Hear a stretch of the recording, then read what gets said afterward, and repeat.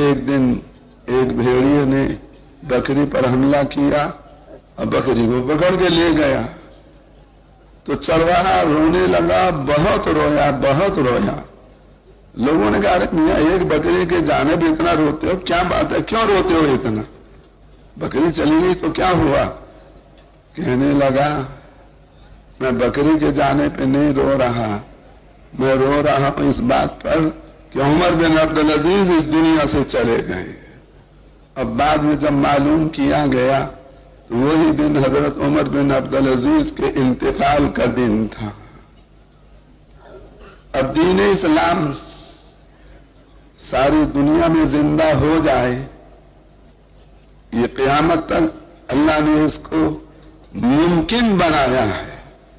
ہر زمانے میں سارا دین اسلام زندہ ہو سکتا ہے، بشرطے کہ اس زمانے کے مسلمان حضور صلی اللہ علیہ وسلم والی محنت کو اپنی محنت بنائیں، اس کے تقاضوں پہ چلیں، اعلیٰ کو مقدم رکھیں، ادنا کو قربان کریں، تو جس زمانے میں بھی مسلمان رسول پاک علیہ السلام کی نیابت والی محنت کو لے کر چلیں گے، اسی زمانے میں اللہ تعالی اسلام کو ساری دنیا میں زندہ فرما دیں گے۔ اسلام کے ساری دنیا میں زندہ ہونے کا ایک ہی راستہ ہے، رسول پاک علیہ السلام والی محنت کو رسول پاک اور صحابہ کرام کے طریقے پر کرنا۔ اب رسول پاک علیہ السلام والی محنت میں یہ نظر آتا ہے کہ مرد بھی اس میں حضور کی نیابت والی محنت کے ذمہ دار ہیں، اور یہ ذمہ داری اللہ تعالی نے عورتوں کو بھی نصیب فرمائی ہے۔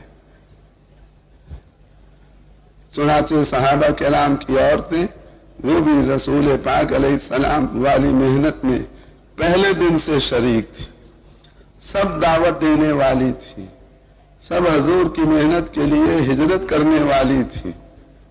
چنانچہ حضرت ابو سفیان کافروں کی طرف سے نمائندہ بن کر صلح حدیبیہ کے بعد مدینے حضور کے پاس تشریف لائے، ابھی مسلمان نہیں ہوئے تھے۔ حضرت ام حبیبہ ان کی صاحبزادی حضور کی زوجہ محترمہ اپنی بیٹی کے گھر میں گئے اور حضور والے بستر پر بیٹھنے لگے۔ حضرت ام حبیبہ نے فوراً بستر لپیٹ دیا۔ ان کے والد حیران ہوئے، کہنے لگے اے میری بیٹی یہ بستر کیوں لپیٹا؟ یہ بستر میرے قابل نہیں تھا یا میں اس بستر کے قابل نہیں تھا؟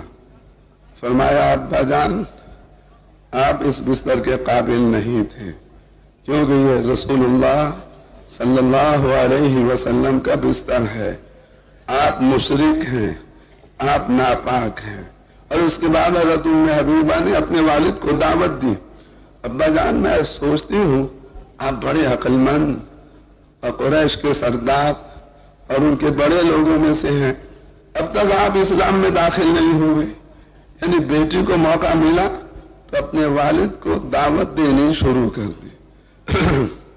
آپ ایسے بتوں کو پوجتے ہیں جو سنتے نہیں، دیکھتے نہیں، جن کے ہاتھ میں کچھ نہیں، ان کو اب تک آپ اپنا معبود سمجھتے ہیں۔ تو یعنی جیسے رسول پاک علیہ السلام دعوت دینے والے، اس زمانے کی تمام عورتیں بھی دعوت دینے والی تھیں۔ اور ایک حدیث کو اگر ہم سامنے رکھیں تو مستورات کے کام کی بہت زیادہ اہمیت سامنے آتی ہے۔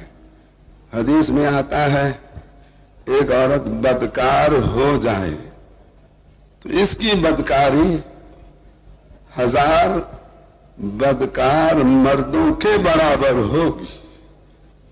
1000 مرد بدکار بنے، ان سے جتنا نقصان ہوگا ایک عورت کے بدکار بننے سے اتنا نقصان ہوتا ہے۔ اور پھر اگلا حصہ یہ ہے کہ ایک عورت نیک بنے تو ایک نیک عورت کی نیکی 70 औलिया की नेकी के बराबर है। ये बन जाए तो 70 मर्दों के बराबर फायदा पहुंचाती है, और अगर ये बिगड़ जाए तो 1000 मर्दों के बराबर नुकसान पहुंचाती है। इसलिए मस्तूरात का काम बहुत अहम, बहुत जरूरी। मर्द करेंगे, औरतें नहीं करेंगी, हजूर का तरीका पूरा नहीं होगा, इस्लाम पूरा दुनिया में जिंदा नहीं हो सकेगा। तो जरूरत इसकी है कि मर्दों में भी काम और मस्तूरात में भी काम।